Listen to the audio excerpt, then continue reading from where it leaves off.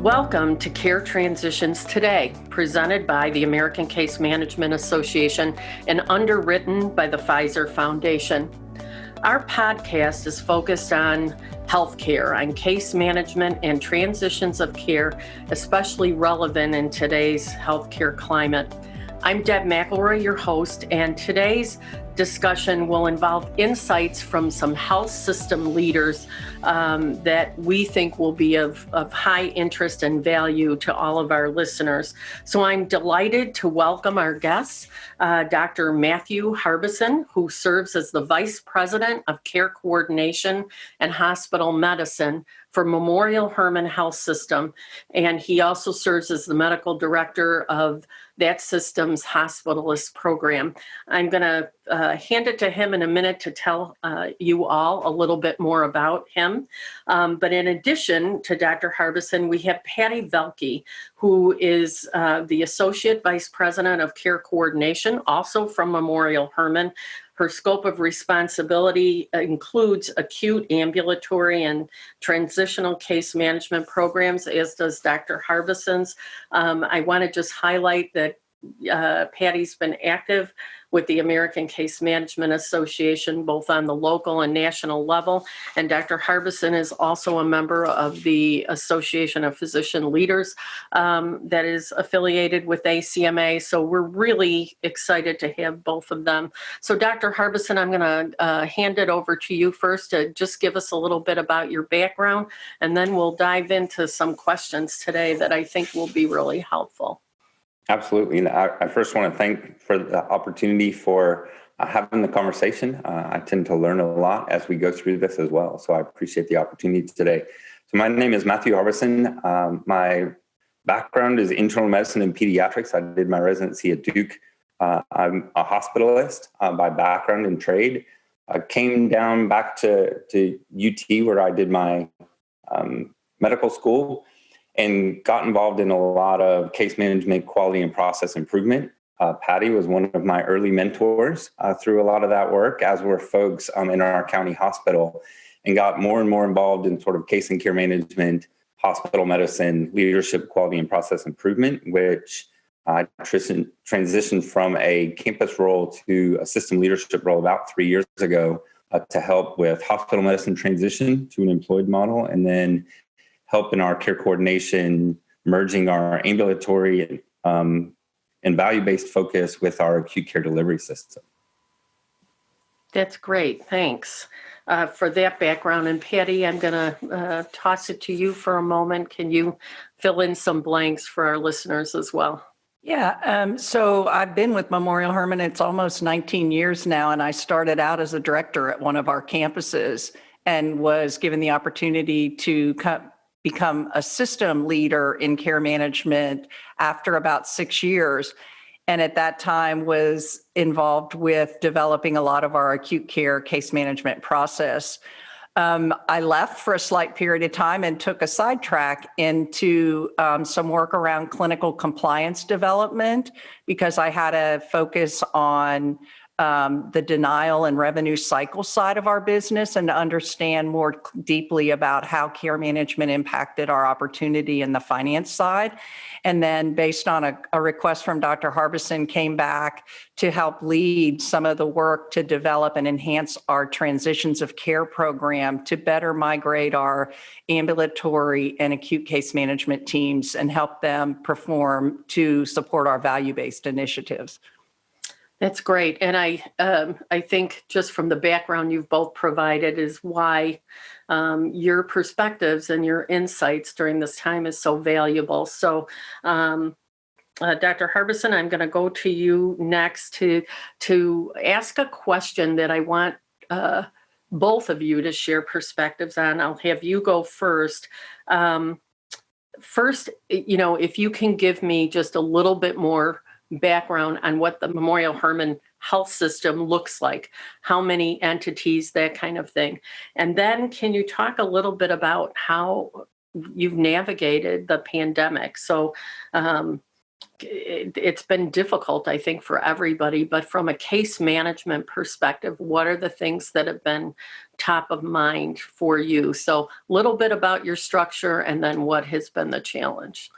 You bet. So Memorial Hermann, large non-for-profit located in Greater Houston. We serve the Greater Houston and Gulf Coast region.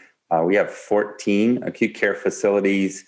And then due to some of the Texas rules and regs, we have a parallel physician organization, which is Memorial Hermann Medical Group, and then a tight affiliation with the University of Texas McGovern Medical School. And then Houston still has a very large independent practice, but small independent practices, not some of the larger ones that we see in other cities. We have about 6,500 aligned physicians, over 350 care delivery sites outside of our acute care, and really sort of run the gamut for healthcare provision and for the Greater Houston area. I would agree the pandemic really, I think, pressure tested or stress tested our healthcare system as it has with really everybody across the country. And I think really the silver lining in a lot of that is we are a more nimble, effective organization than we would have been before because those stressors really brought teams together. The silos that had existed before, you just couldn't do that in the rapidly evolving scenarios of the pandemic and how guidance changed almost from day to day and things like that. So as I looked out across case management and hospital medicine, which I was sort of managing in parallel, how do we make sure that our workforce was safe, was positioned appropriately? And then I really think the humanity of the pandemic, as everybody was dealing with the personal stressors of your home, so your kids being at home, how is it impacting your spouse? What is it doing to you? And then really the 24/7, it wasn't even really a news cycle. It was a stress cycle. So that was a big focus for us. Our healthcare system did a remarkable job with understanding those pressures, really focusing on the health and wellness of our employees and our provider base so that they could deliver the care that was necessary to navigate that. We were a hotspot for probably about 6 to 8 weeks, underwent the stressors from supply chain with PPE, medications, testing. And so that, I think we're a much tighter team in telemedicine. Our pivot to virtual, which probably would have taken us 3.5 to 4 years, under normal circumstances, got done in about 5 to 6 weeks. At some point in time in our conversation today, we should really talk about the work that Patti and our ambulatory case management team did related to remote patient monitoring for our COVID population who had new O2 requirements. That went from never existing to really significant numbers in a short period of time. And then, we're a large healthcare system that is pivoting to service line in more of a hub and spoke model, but previously we had existed in silos. So one of the challenges that Patti and I did have to navigate through is not every campus had the same plan and strategy for our case management teams. So some went virtual, some went partial virtual, and some stayed 100% in-house.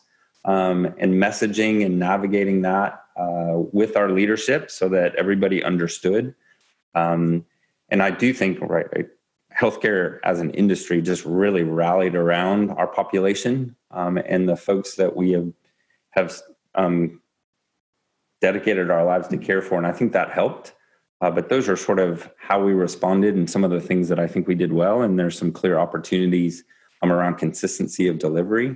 But before I transition to Patti, we have to recognize our healthcare system. And I think many across the country really did put the individual, both the patient and the provider, at the center of the conversation, which is really what allowed us to navigate. And we are thankful for that. Yeah, I think that it's such an important, valuable statement right there.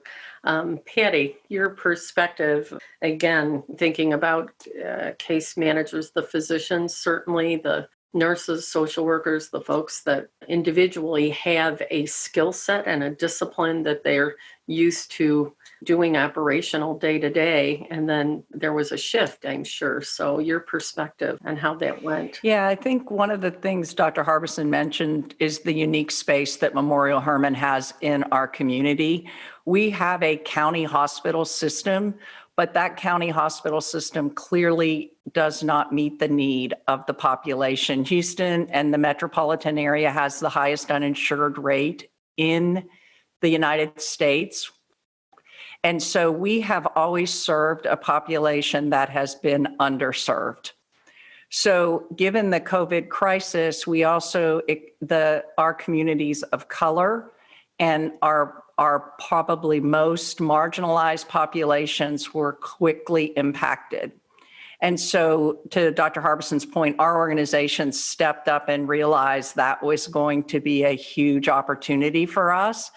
And I'll give you an example of how it specifically impacted case management. We have an extremely large Spanish-speaking community, and our Spanish-speaking community was highly impacted by the COVID illness.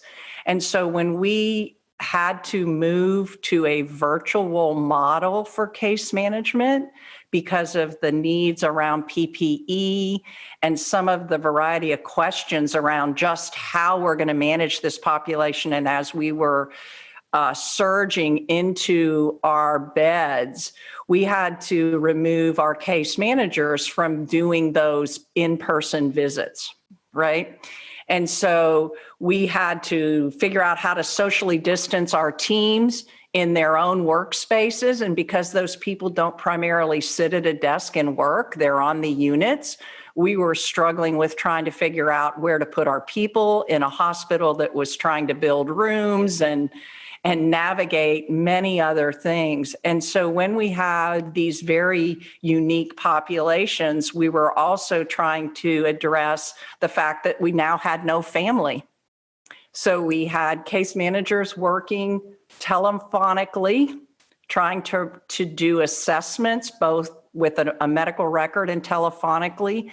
We had no family often, or families that were challenging to reach. And then we had the need to use the language line and all those different things. So the unique role of the case manager was even more challenging when you said, now we have to take it like this and move it from a face-to-face to now we're going to put you remotely and ask you how to figure out how to navigate that. We didn't have iPad technology in the beginning. We didn't have a lot of the technology to even be able to build trust and relationships with our patients.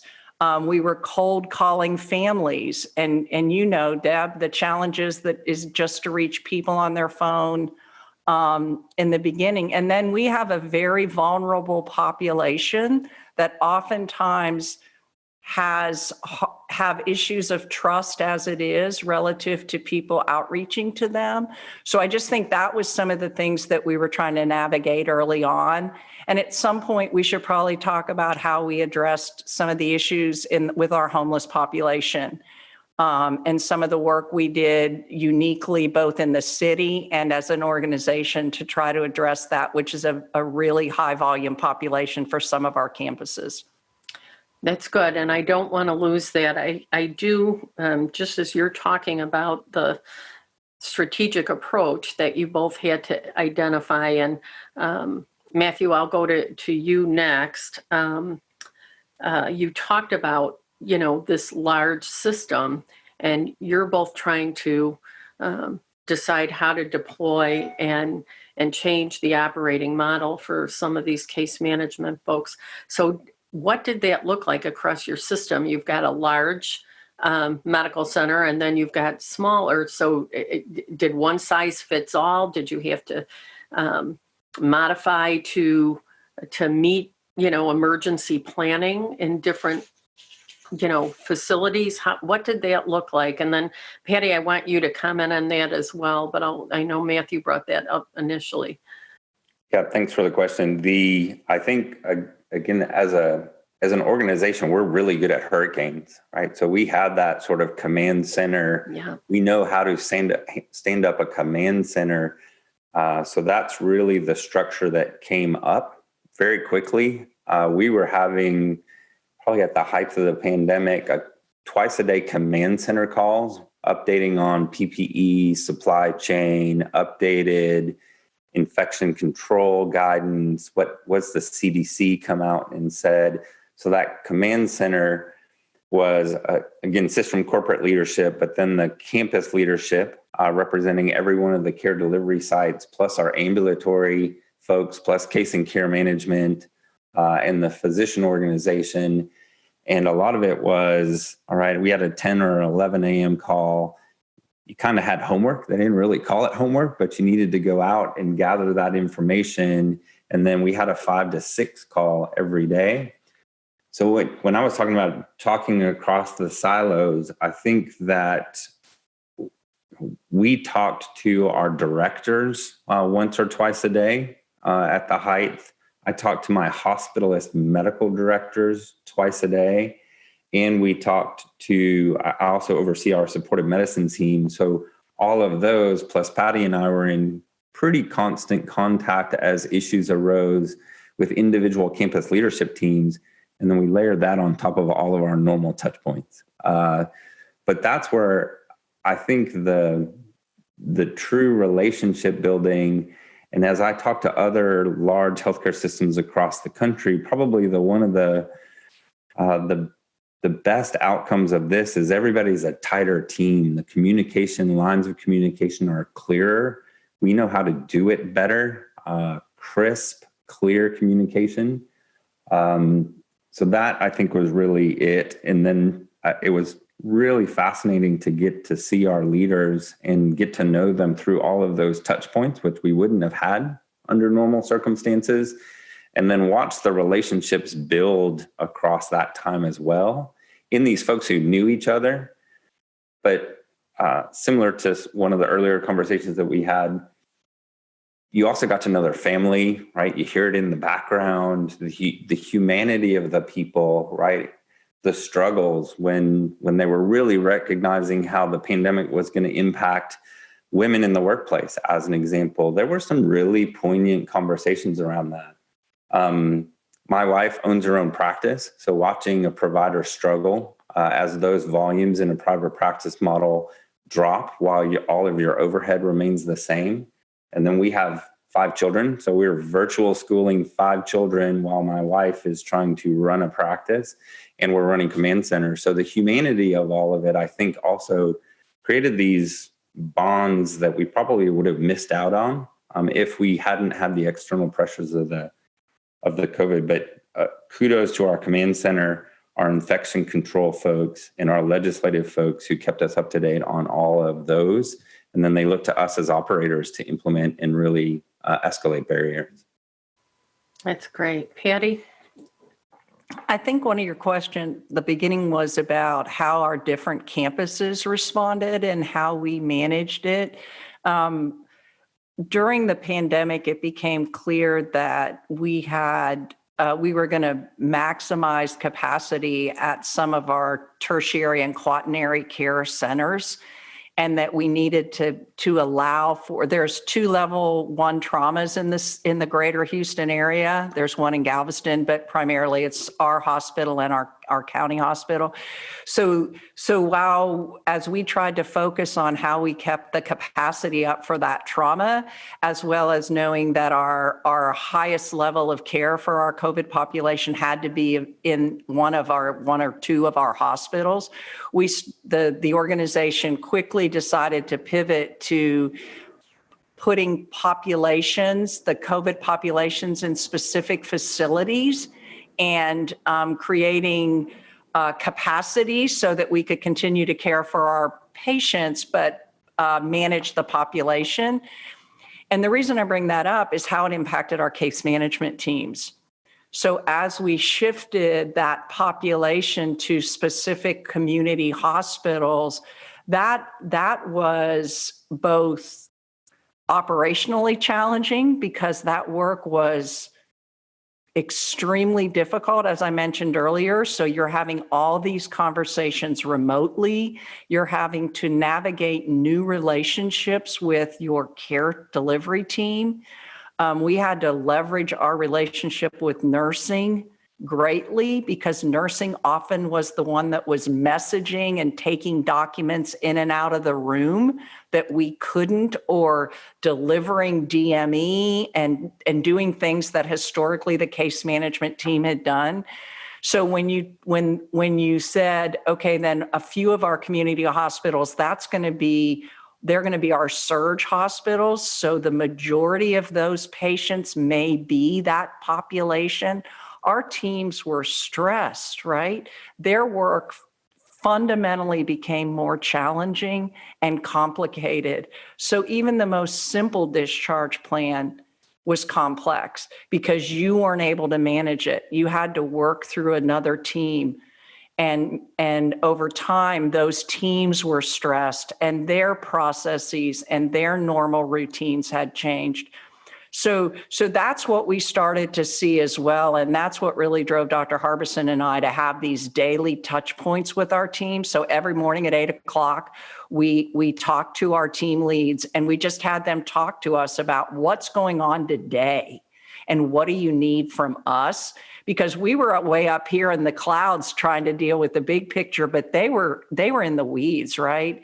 And they were having staff members that were potentially having to go out on a safety to be tested, or family members that were tested, so they were quarantining. So they were dealing with the change in practice and staffing. They had staffing issues. So part of what we tried to do was just provide that missing link, right? Where can we support you? Plug the holes. Yeah. Yeah, I'll add one other thing that I thought was really interesting. When we were in the height of our volume challenges, you also started to see like 70-hour ED holds. So not only were we managing increased bed capacity, but you were managing increased capacity on top of that bed capacity as folks continued to pour into our facilities. And those touch point calls with the command center calls to watch how we navigated patients, because we saw interesting hotspots within the hotspots. So one campus for a week or two was just, as COVID spread through that community, got overwhelmed. And we got pretty effective of, right, here's the ED wait times, here's where we do have capacity, or here's where we built capacity yesterday, because we did some of that. And watching those patients move across the facilities, and our 8:00 touch point with case management directors in combination with hospital medicine and all of the other touch points allowed us to identify, redeploy resources, and or move patients to a place where we could provide that care in the most timely and efficient manner. So it was operationally, it was really a large jigsaw puzzle that changed on an hour by hour basis. I would say one of the things that I think is most interesting to reflect back on what Dr. Harbison said about relationship building that this did.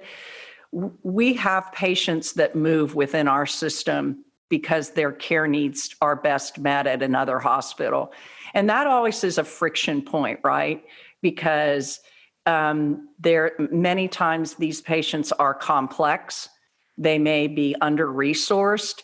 And so there's this innate tension within our teams of making sure that the work is redistributed or distributed fairly. And so some of that is driven by the finances, and other part of it's just driven by the capacity of the team to handle any more complexity in the discharge planning process. And what we found in a lot of, as COVID really started to take over a large percentage of our populations, the discharge planning on these patients was extremely complex. And so what we saw happen as we started to shift these patients throughout our organization was some of that territorialism started to fall back. And what we hope that we're going to see and be able to build upon is that some of those things we learned by realizing that it's just the thing we have to do. But to Dr. Harbison's point, where are the resources? We can't just move people but not support the teams that need those resources. So I hope that we're going to be able to take some of that and really leverage in the way we manage care going forward with our teams. Yeah, and I'm going to want to follow up a little bit more on that sort of future state in a minute, but I think this is a good segue to address, Patti, what Matthew, you had mentioned earlier about remote patient monitoring and what you were doing with remote patient monitoring. I mean, I think it kind of follows, it's the deployment of resources, right? So it sounds like there was some new programs stood up in order to meet the need. Yeah, you want to start, Dr. Harbison? And you did the large bulk of the work, so you and your team deserve the opportunity to outline. Yeah, I'll start with it about what the structure was. We've had, and I'll use this word, a fledgling program around a remote patient monitoring disease management program that we've had for years and years, and it's just not ever been able to gain the kind of traction that we hoped for a variety of reasons. But it was a small team, and it sits in our PHSO, which is our ACO care management, ambulatory care management side. But we quickly realized that, and I'll give credit where credit's due, one of our acute care hospitals was very quickly overwhelmed and realizing and following the literature that you could discharge patients with portable oxygen concentrators and provide capacity so that patients were evaluated. It was determined that they could go home on a portable oxygen and then be monitored. And so what we did was take this program that existed, and the system said, could it become the program to manage this as the volume increased? So it went from a team of 5 people that literally worked on a platform to follow patients remotely with either a kit with a blood pressure cuff and an oximeter and some other things, or a handheld bring your own device model, to a program that was fully built out that at some point I think was managing, at one point we had over 400 POCs in the field, patients that were home and discharged on oxygen. So what we did was create a criteria for patients that could be managed by this program, and developed the referrals, the criteria. We educated, developed the criteria, built in the technology to be able to do it electronically. And then I'll let Dr. Harbison talk about the work that we did with the physician side to create the virtual visit to monitor those patients on home oxygen. I mean, it was a phenomenal, we met almost 2 or 3 times a week to try to get this pulled together. And I think he has some physician perspective because he actually helped manage some of these patients who were discharged when they had clinical complications. So it was nurses, registered nurses in the ambulatory case management space, using a technology platform to do remote patient monitoring.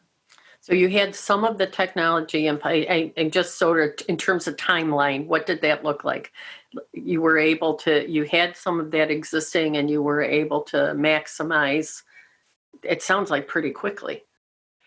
Yeah, I think some of the challenges had to do with the kind of technology that we had. We were able to take on patients with smartphones.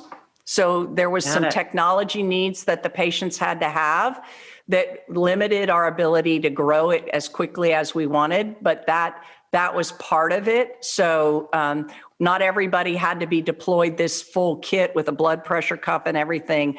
What we did was we own our own DME company. So we were able to get the portable oxygen cylinders and then deployed an oximeter with every one of them in the organization, so that then we said we would want to deploy from our consignment closet so that we could ensure that the patient had the oximeter, because some of the other oxygen companies would not provide the oximeter. So we couldn't do the monitoring without having the device. So just being able to work with our DME company to obtain it, station it, stage it, deploy it.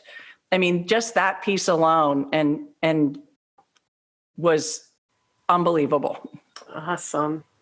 So Matthew, physician perspective.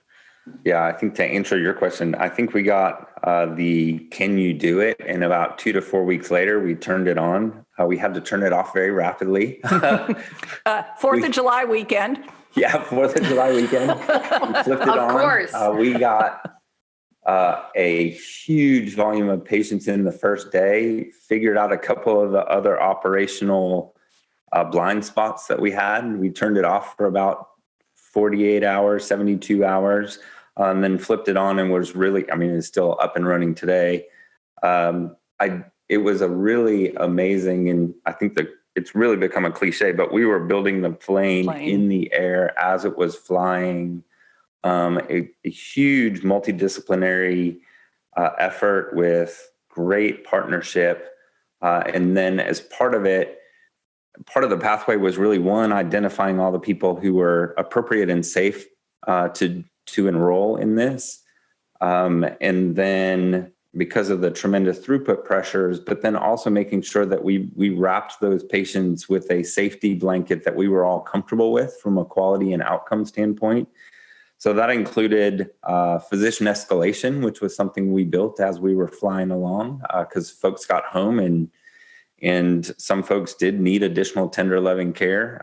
And we did not want, the only option was to send them back to the emergency department. So we built a real-time physician escalation. We actually used one of our CCCs, our convenient care centers, that had decreased volume because of the pandemic and folks staying away from healthcare facilities. So we took the docs there as our escalation pathway.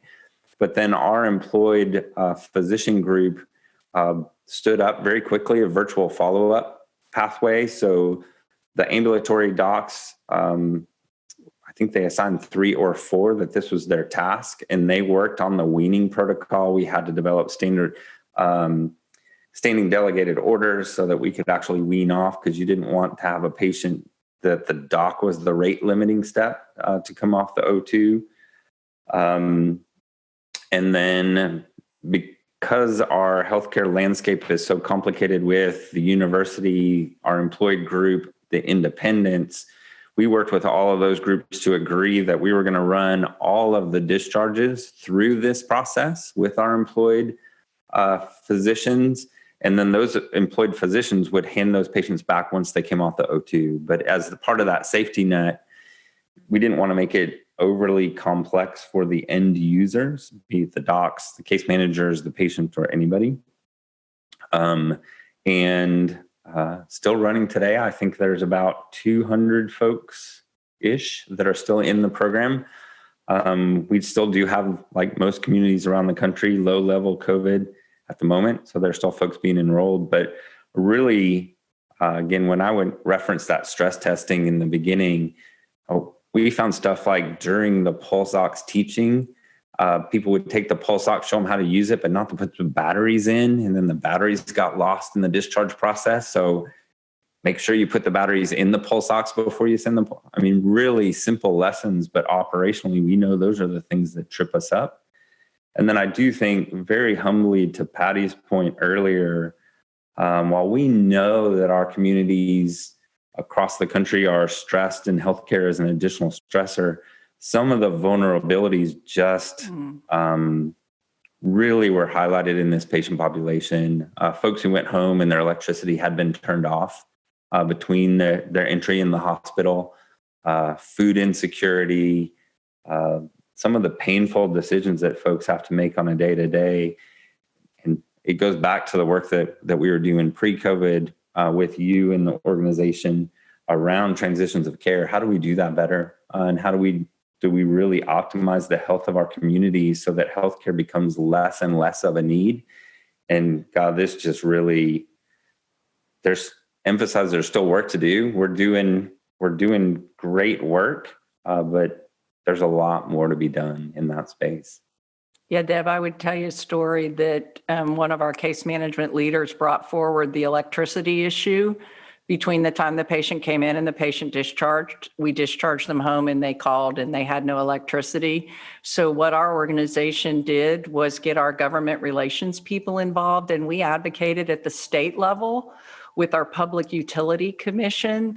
I had several calls with our main electric providers in the state to try to figure out how we could maximize any processes that existed to allow for some waivers or leniencies for disconnect for this population. So I know your listeners will probably, most states have a form a case manager might fill out at discharge that says my patient is on life-saving information and please don't cut off their electricity, and the physician signs it, and it's part of that discharge on a patient that may be on home vent, right? And those will be, I learned a lot about electricity when I was doing this work, was those will automatically get on a do not disconnect, and they're certainly on the, if there is a disconnect that's part of a weather or natural phenomena, they get escalated right quickly to get turned on. And then there was a portion of that form that talked about chronic conditions. So our physicians and our teams were uncomfortable calling these patients who were really what we believed short-term acute oxygen patients chronic. And case managers are nothing if they're not rules followers, right? They are not going to sign something or ask a physician to sign something that they do not believe accurately reflects the condition of their patient.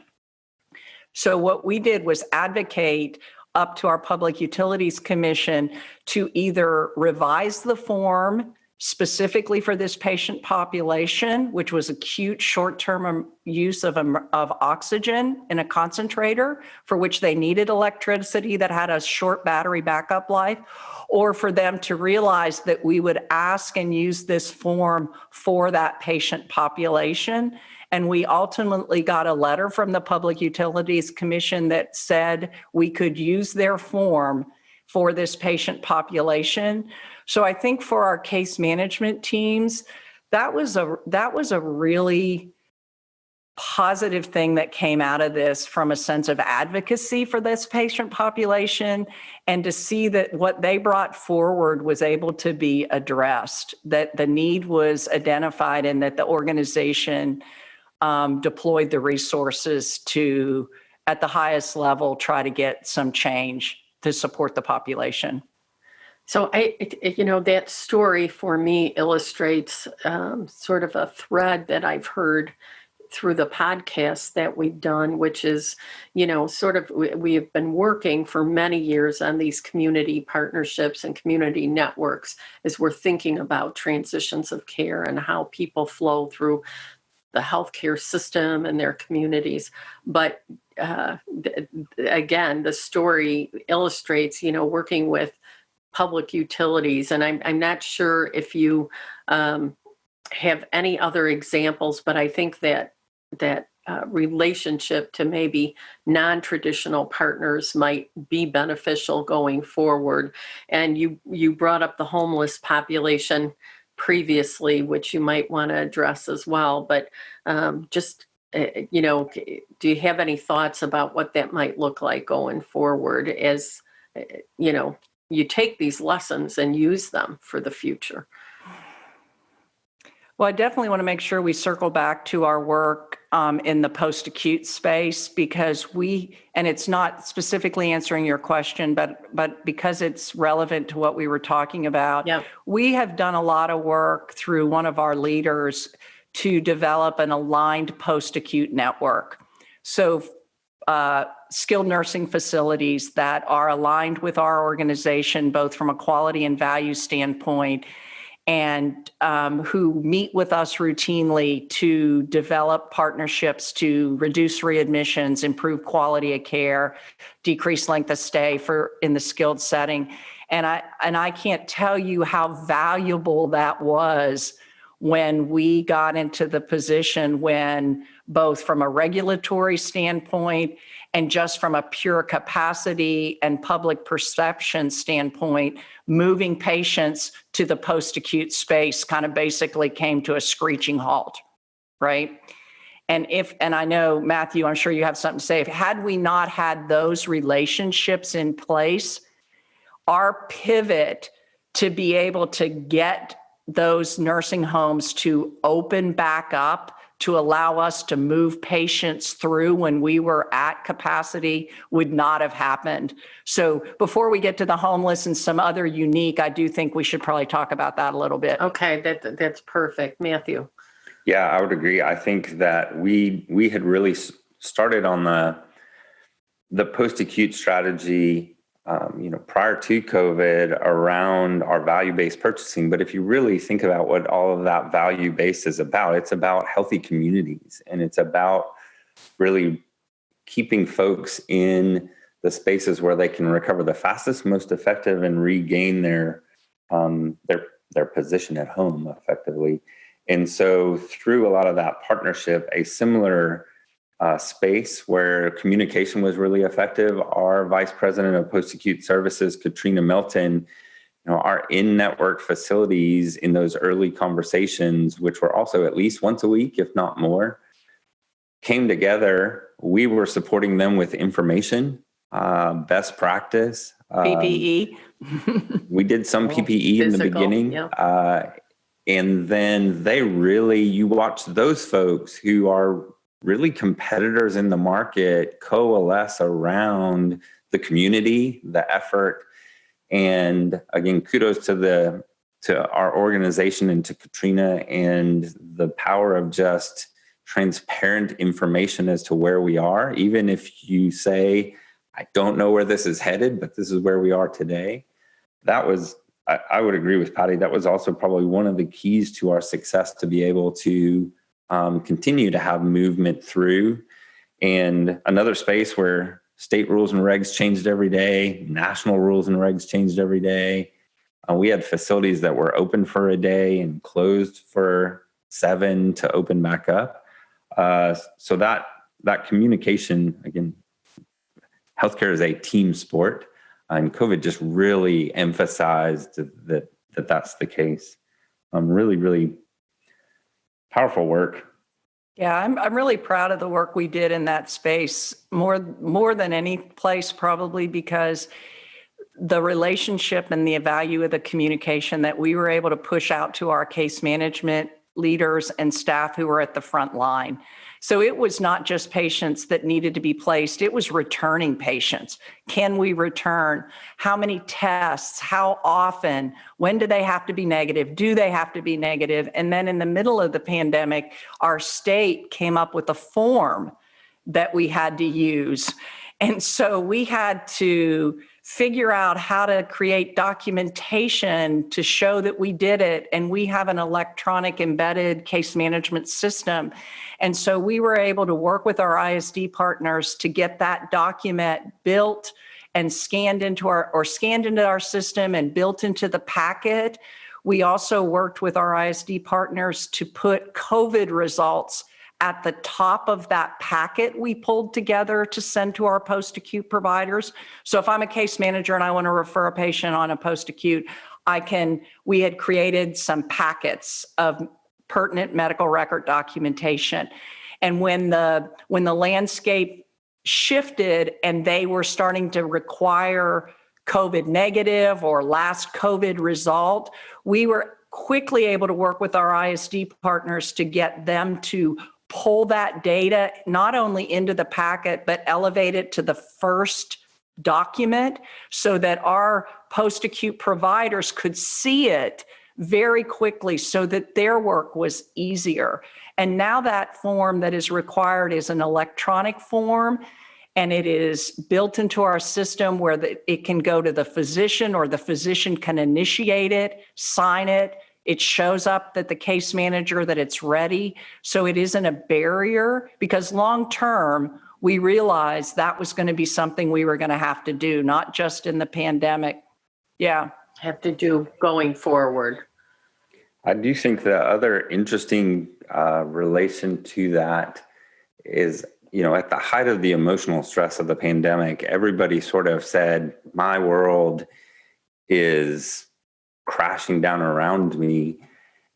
And the perspective sometimes where we would say, hey, there was a facility, 7 miles from you who, I know we had one facility that had 100 patients positive, and they manage those in the facility. And they also, so you go, everybody is really out doing, and I think that perspective and the empathy was also really, really valuable in some of those communities where I think in a non-COVID environment, folks would have said, hey, of course, they're going to give them all to the acute care facility. We have to deal with it. And you go, no, our colleagues in the post-acute down the road, and there was one facility, I think they had 110 and 7 went to the acute care facilities. So, I mean, that's really, really remarkable work. And so I do think in all of that information exchange was also perspective and empathy, which is just really valuable across. And I was giggling when Patti told the story, because I totally forgot about the form, because I think that was week number 2. Like, I forgot we did that. Well, I would say Dr. Harbison did a tremendous job of reminding us that everyone in the field is in the same, when our case managers were at the height of, oh my gosh, we need capacity, we need to be able to place these patients, he constantly reminded us, hey, they are dealing with some extremely challenging circumstances. They're trying to keep patients safe. They're trying to shelter 110 patients and increase the level of medical oversight for those patients so they don't crash into our ER. They're dealing with no visitors. I mean, everyone was in a space that was way outside their comfort zone. And I think those relationships we had with the skilled nursing facilities, whether they were in our aligned network or not, our people knew them. So we were able to relate to them in a way that understood where their challenges were and allowed their challenges not to become our challenges if they didn't need to be. I mean, I've lived through hurricanes in Houston, where we would have hundreds of nursing home patients dumped into our ERs, where because the nursing homes were unable to staff or whatever the situation was, we didn't see that this time. We didn't, and I really think that's a testament to the work that we've done and the relationships we've built with both our case management team and our provider network and our organization offering support and being able to say, we can't take that on either. What can we do to help you? It's interesting because you used the word, Matthew, at the very beginning, we've become more nimble. And I, as I'm listening to you talk, that was true through the whole post-acute network as well. I mean, everybody had that need to be nimble. I want to think about, and I don't want to lose those special populations, because I know you highlighted, needing to address the homeless population and some of the ongoing underlying societal issues that existed pre-COVID, obviously, and are going to go forward. So maybe you could just make a comment on that, and then really want to think about, while we're not in the height of probably of where you were COVID wise, and we're not out of the woods yet, I want to reflect what the future looks like as well. So I don't know which of you want to take that first, Matthew. Yeah, I think when we highlighted earlier, we're good at hurricanes. And there's one not far off, but it looks like it's not going to come to us. And so it's interesting because we're really good sprinters, and we became endurance athletes during COVID.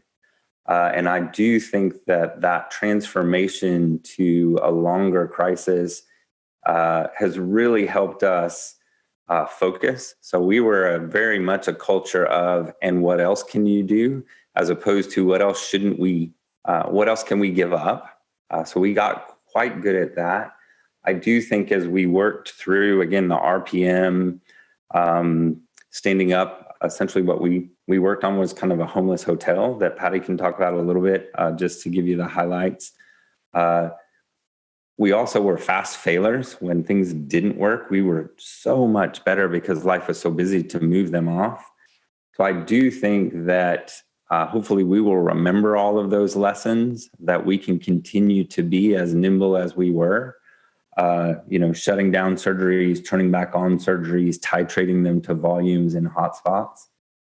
And then I think from a case management and a transitions of care and a provider, how do we really overcome some of the discharge complexity and the fragmentation of that process, particularly in our city that has some unique challenges related to that?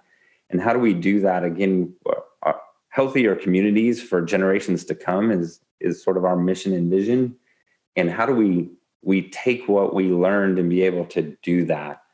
I do think that there are really, we all have some battle scars that will remind us of those things, and hopefully we can keep those top of mind and we don't fall back.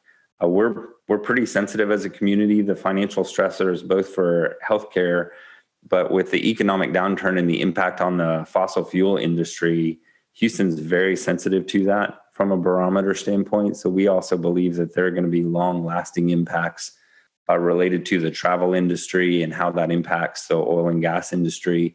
So we're also positioning, recognizing that while our numbers are low and there's a potential surge, there's going to be other more subtle consequences.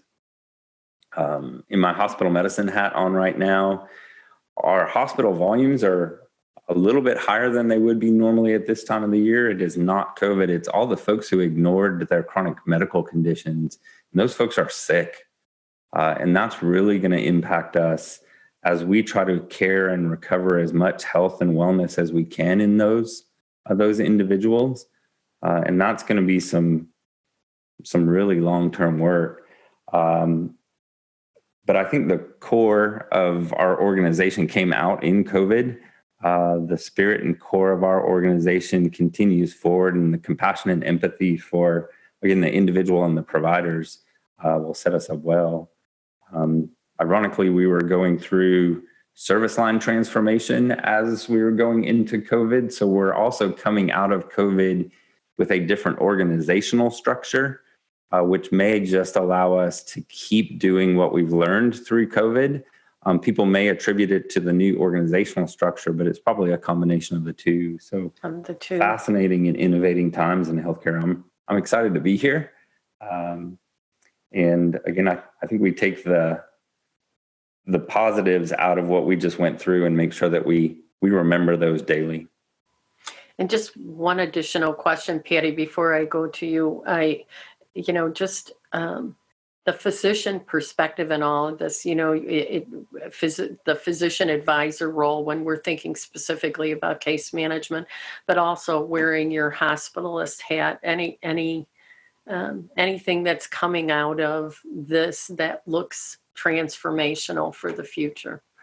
Yeah, I do think that the teamness, I think the interesting from a hospital medicine standpoint and from a practice of medicine standpoint in a city that is still heavy fee for service, the interesting way that the practice pattern adjusted during the COVID epidemic, where utilization was much tighter.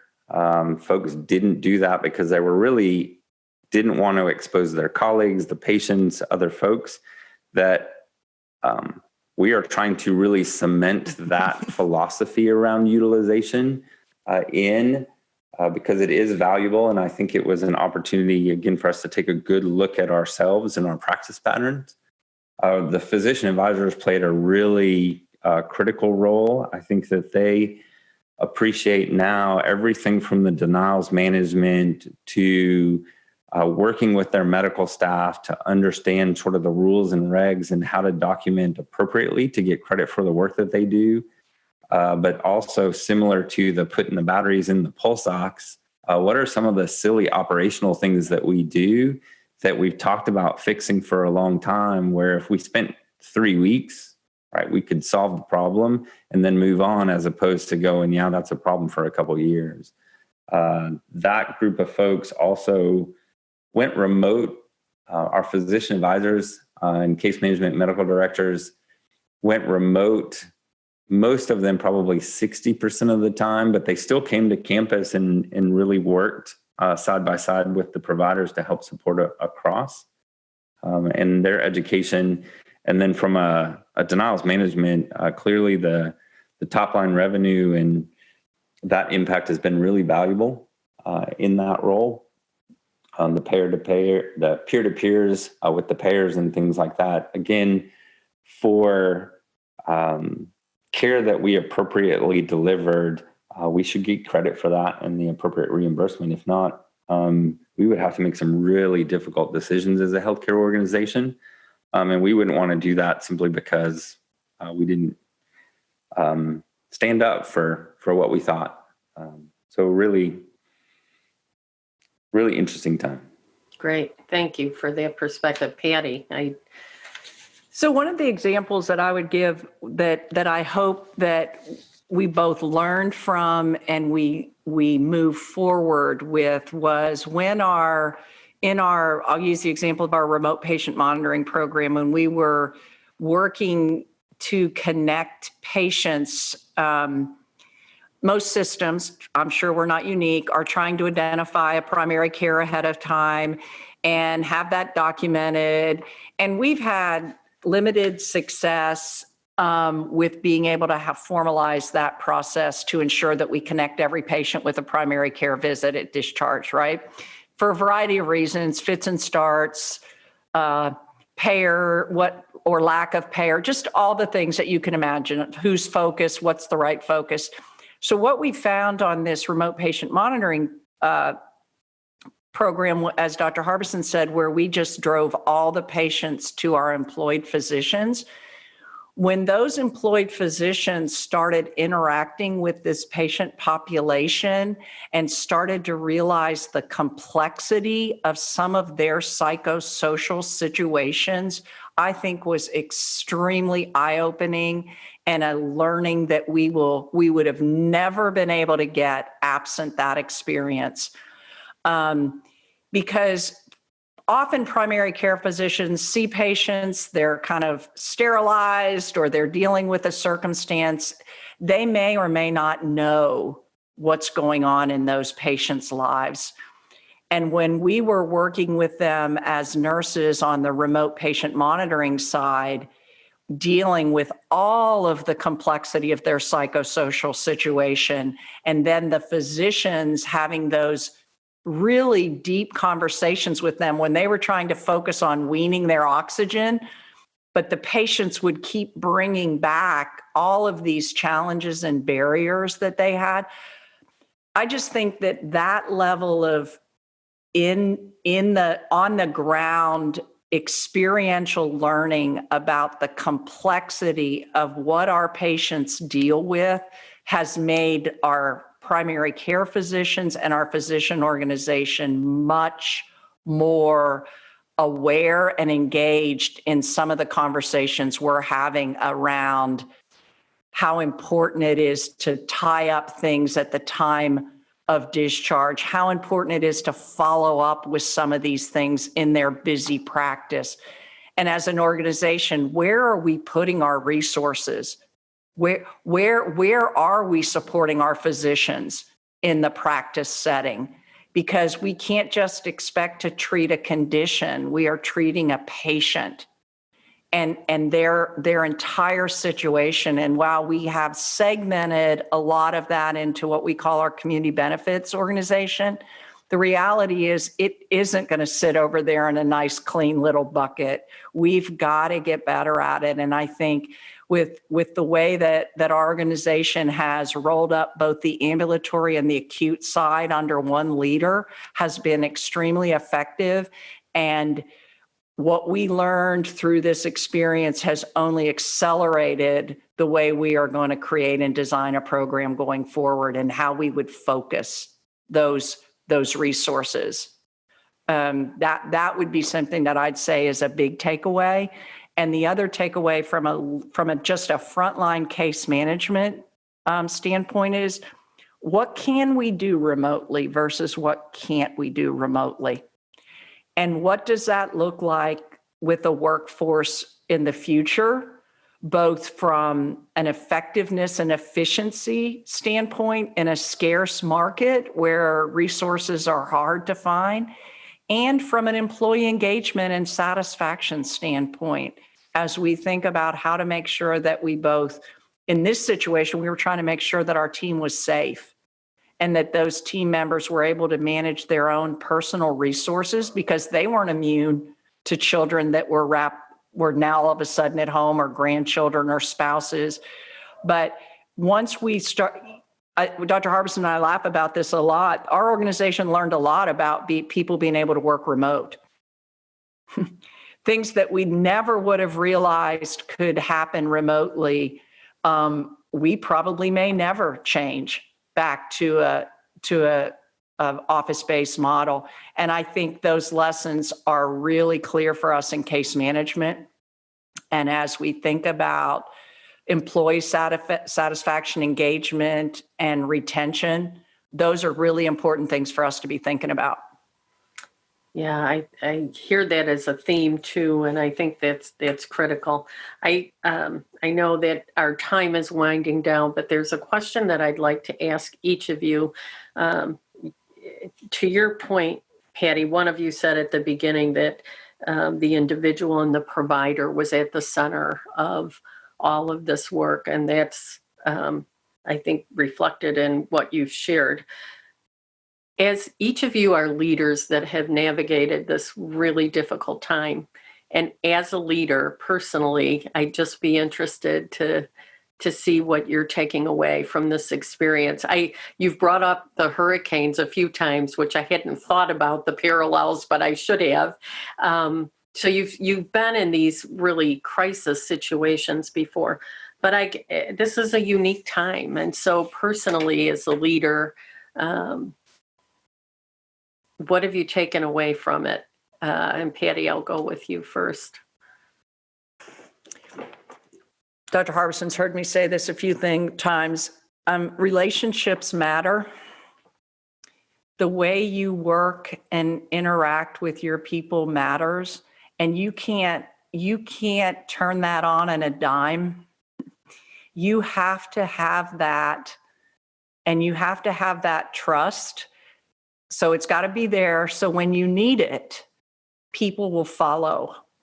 And I think we saw that across our organization. We definitely saw that in case management. And I think Dr. Harbison alluded to earlier, because of the way our organization's currently set up, we had variation in some of the way our case management teams were directed, because they reported through a campus structure.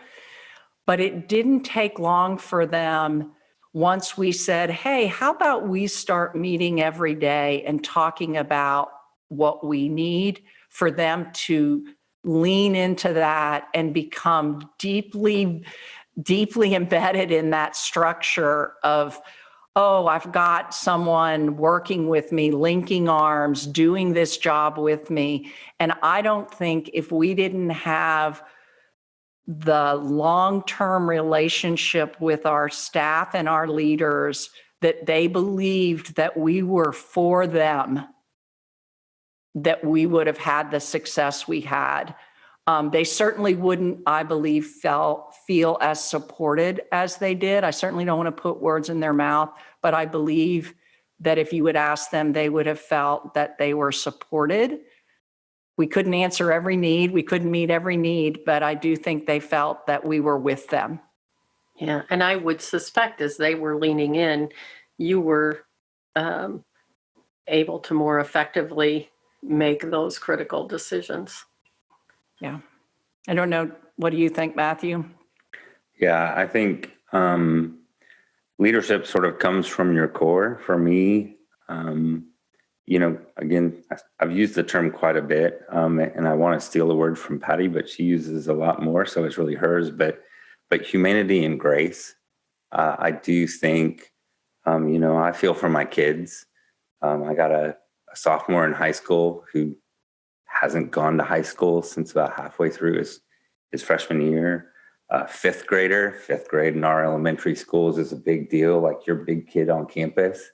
And she's a real sensitive kid. And then that extends into folks who had family members die across this and still went to work every day.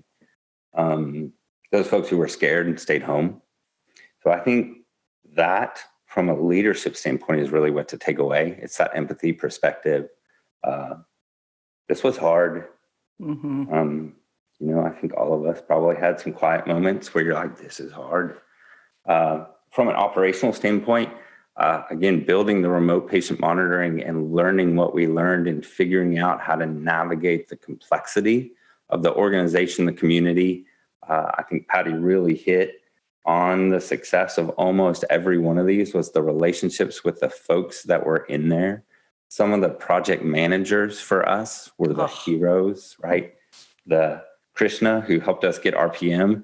She is talented. I would steal her if I could have her because I would be much more successful. So it's interesting where those folks and that type of relationship to really bring and solve immediate problems that were real time. I think that's from a leadership standpoint. And then a lot of the things that we'd always talked about and give lip service to, but then finally did in COVID, putting things to the side. We're not doing that now. And then I think as you were talking about the question around as they leaned in that support, and I do really believe, and this came from our CEO on down, was transparent communication, empathetic communication, but realistic communication. So not only is this hard, right, but financially, this is going to hurt. And for us to get through this, we want to make sure that we preserve our people as much as possible, but recognizing that there are going to be decisions that have to be made. And I think the clarity, and Dr. Callender was our CEO for a couple months in the new CEO role before this whole thing hit, and has done a remarkable job and really set the tone. He started doing town halls early. And then as everybody knows, the George Floyd incident occurred a couple months into this when we were in the height of the pandemic.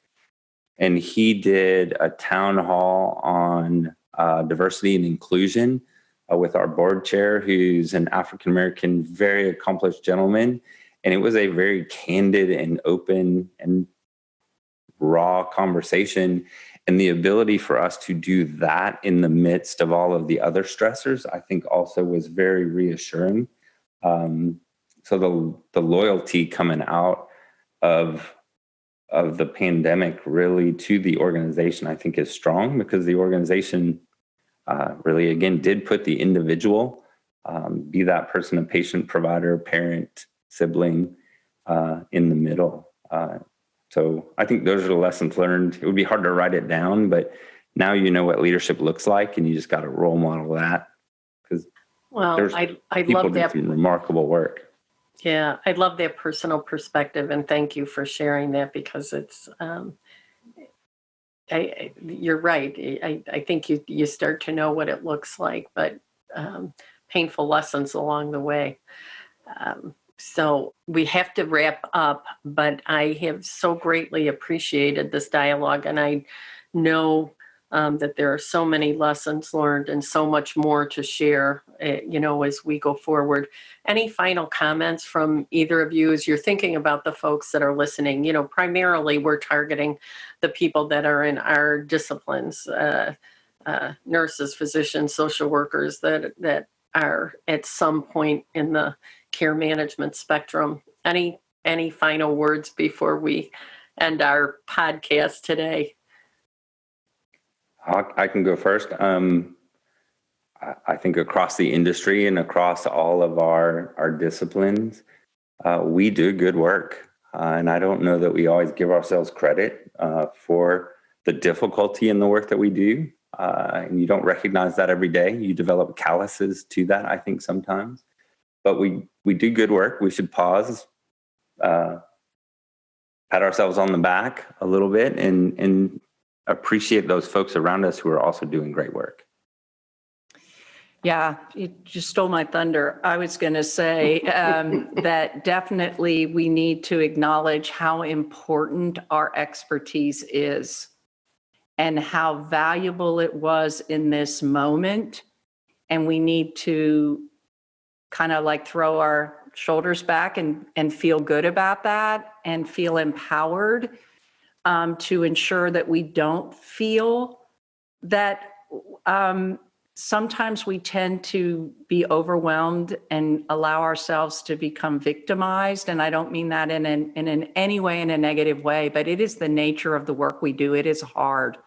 Our work is hard on a regular basis, but our ability and our competency was shining through all of this. And we need to remember that. And when we get discouraged, we need to remind ourselves, and we need to remind the people around us what we have and bring to the table. And then we have to have a little bit of humility and remember that the people around us have a unique and special skill too. And the reason we got through it is because we did it together. And that's where we will shine going forward. That's where that's how we'll survive in the financial circumstances that we found ourselves in, uniquely in this city, where we are seeing significant changes in the way our payer mix and all the things that are coming at us. We will not be successful if we don't continue to remember that learning and that moment. And I think for Dr. Harbison and I, it's going to be incumbent upon us to remind our teams of that constantly. And how we do that, I don't know yet, but we really need to find a way to make that part of the way we do our work, is to not let us lose touch of that, because it'll make us much better leaders. Yes, and I think those are powerful statements for leaders everywhere. Important lessons that came from this. I want to thank you both, Patti Velky, Dr. Matthew Harbison. Thank you for sharing your time today and your insights. For those listening, if you have questions for either of them or comments, anything regarding today's episode, we'd love you to submit the question to acmaweb.org/podcast, or you can send us an email at podcast@acmaweb.org. Or if you have topics that you want us to consider for the future, we'd love to hear from you as well. Again, to both of you, thank you so much for being here today. Thank you for having us. Thank you. Thank you for the opportunity.